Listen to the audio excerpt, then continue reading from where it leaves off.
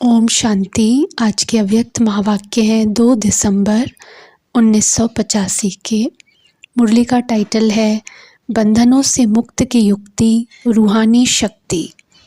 मुक्ति जीवन मुक्ति दाता शिव बाबा बोले।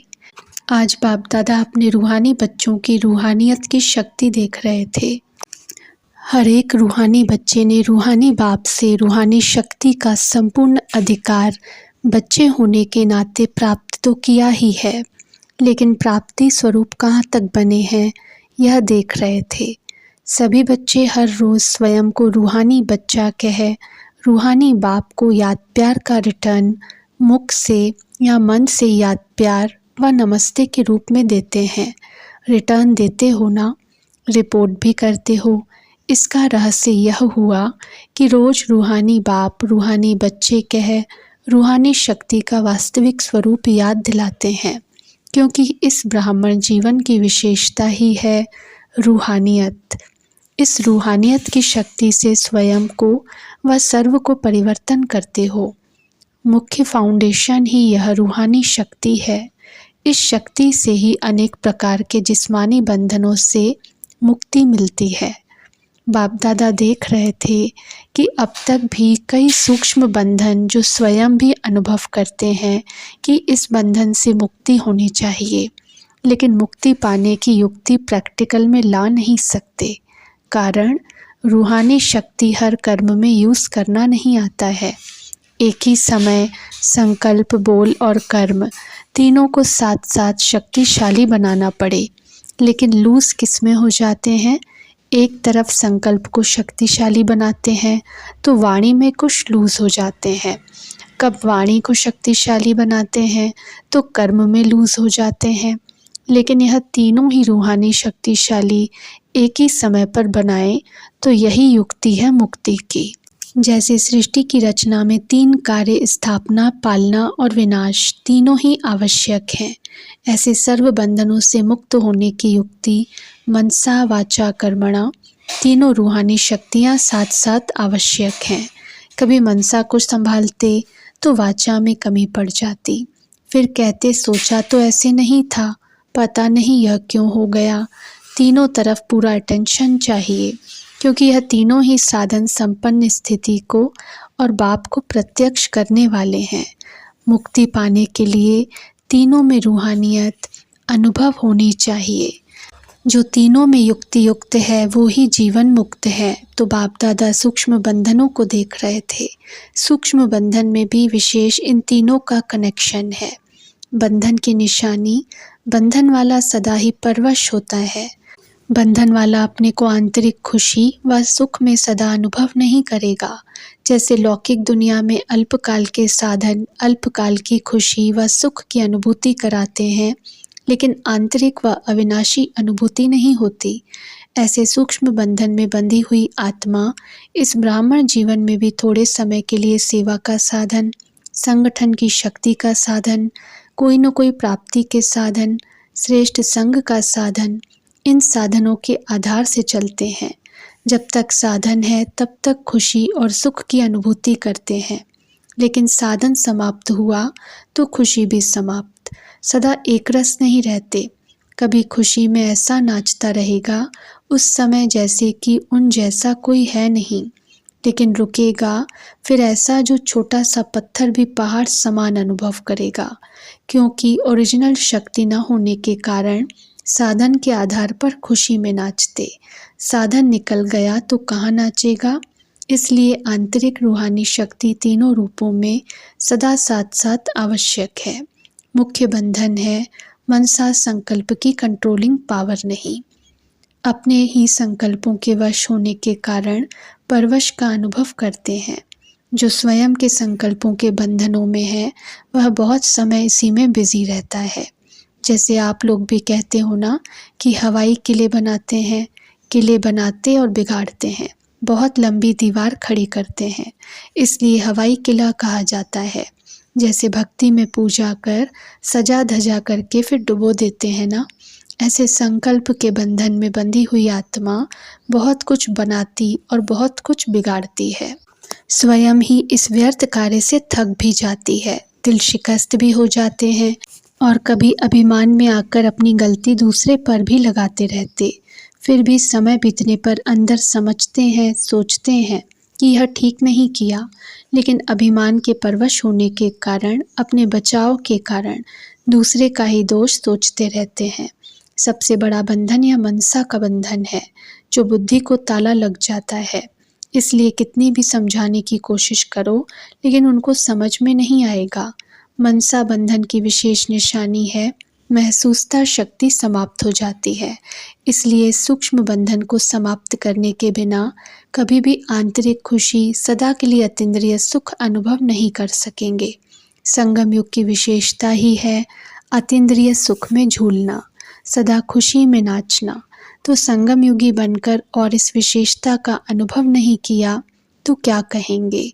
इसलिए स्वयं को चेक करो कि किसी भी प्रकार के संकल्पों के बंधन में तो नहीं है, चाहे व्यर्थ संकल्पों के बंधन, चाहे ईर्ष्या द्वेष के संकल्प, चाहे अलबेलेपन के संकल्प, चाहे आलस्य के संकल्प, किसी भी प्रकार के संकल्प मनसा बंधन की निशानी है।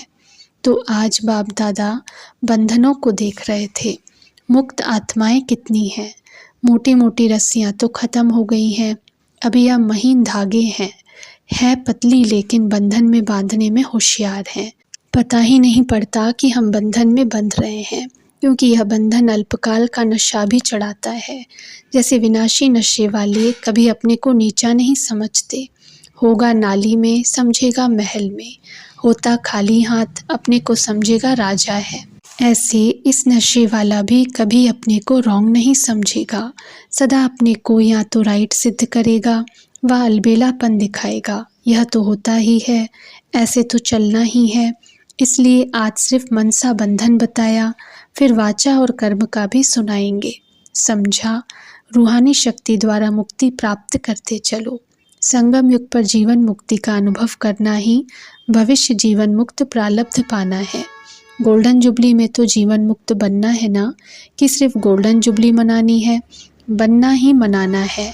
दुनिया वाले सिर्फ मनाते हैं, यहाँ बनाते हैं। अभी जल्दी जल्दी तैयार हो, तब सभी आपकी मुक्ति से मुक्त बन जाएंगे। साइंस वाले भी अपने बनाए हुए साधनों के बंधन में बंध गए हैं। नेताएं भी देखो बचने चाहते हैं, लेकिन कितने बंधे हुए हैं। सोचते हुए भी कर नहीं पाते तो बंधन हुआ ना।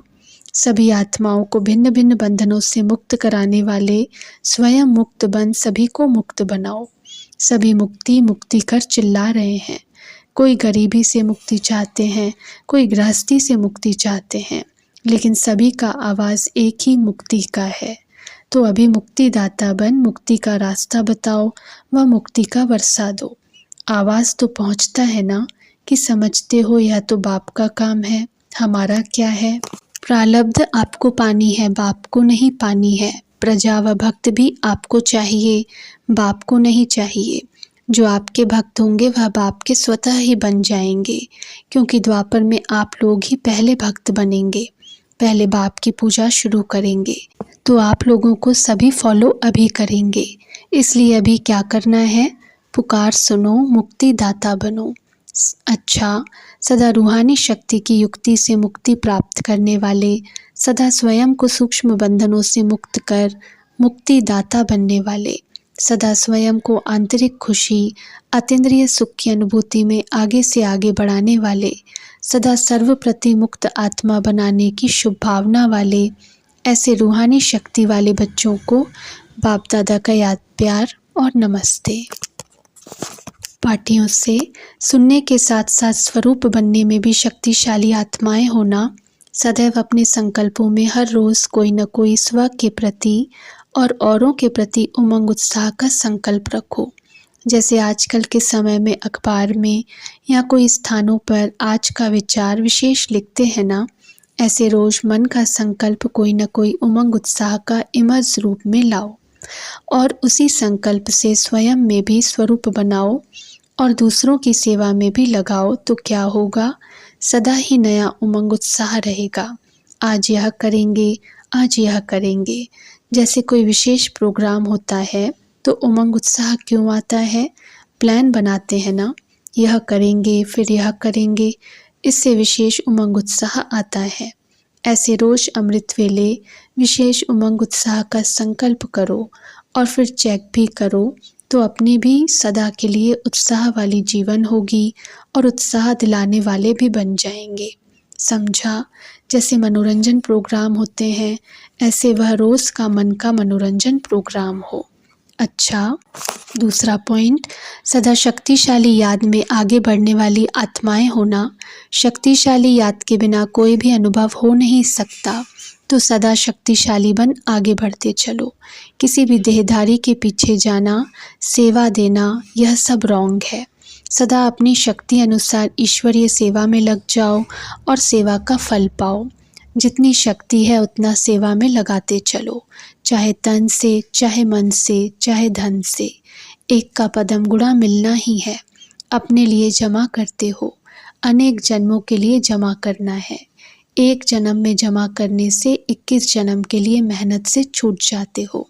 इस राज को जानते हो ना, तो सदा अपने भविष्य को श्रेष्ठ बनाते चलो। खुशी खुशी से अपने को सेवा में आगे बढ़ाते चलो। सदा याद द्वारा एक रस स्थिति से आगे बढ़ो। तीसरा पॉइंट, याद की खुशी से अनेक आत्माओं को खुशी देने वाले सेवाधारी होना। सच्चे सेवाधारी अर्थात सदा स्वयं भी लगन में मगन रहें और दूसरों को भी लगन में मगन करने वाले। हर स्थान की सेवा अपनी अपनी है, फिर भी अगर स्वयं लक्ष्य रख आगे बढ़ते हैं तो यह आगे बढ़ना सबसे खुशी की बात है। वास्तव में यह लौकिक स्टडी आदि सब विनाशी हैं, लेकिन अविनाशी प्राप्ति का साधन सिर्फ यह नॉलेज है। ऐसे अनुभव करते हो ना। देखो, आप सेवाधारियों को ड्रामा में कितना गोल्डन चांस मिला हुआ है।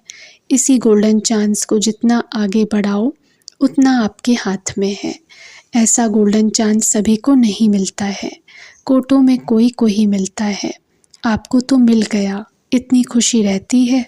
दुनिया में जो किसी के पास नहीं वह हमारे पास है। ऐसे खुशी में सदा स्वयं भी रहो और दूसरों को भी लाओ। जितना स्वयं आगे बढ़ेंगे उतना औरों को बढ़ाएंगे। सदा आगे बढ़ने वाली, यहाँ वहाँ देखकर रुकने वाली नहीं। सदा बाप और सेवा सामने हो, बस फिर सदा उन्नति को पाती रहेंगी। सदा अपने को बाप के सिकिलदे हैं ऐसा समझ कर चलो। नौकरी करने वाली कुमारियों से पहला पॉइंट, सभी का लक्ष्य तो श्रेष्ठ है ना।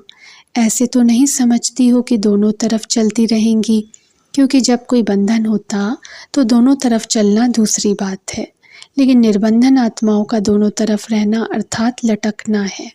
कोई कोई के सर्कमस्टेंस होते हैं तो बाप दादा भी छुट्टी देते हैं, लेकिन मन का बंधन है तो फिर वह लटकना हुआ।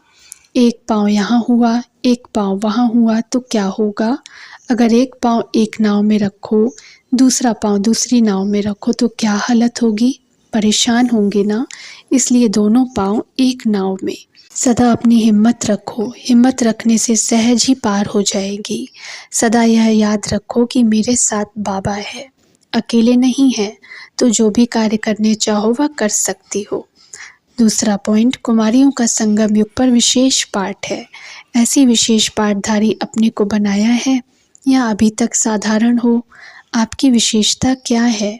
विशेषता है सेवाधारी बनना। जो सेवाधारी है वह विशेष है। सेवाधारी नहीं हो तो साधारण हो गई। क्या लक्ष्य रखा है? संगम युग पर ही यह चांस मिलता है। अगर अभी यह चांस नहीं लिया तो सारे कल्प में नहीं मिलेगा।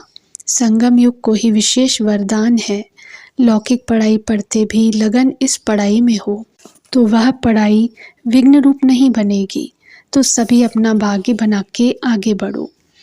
जितना अपने भाग्य का नशा होगा उतना सहज मायाजीत बन जाएंगी।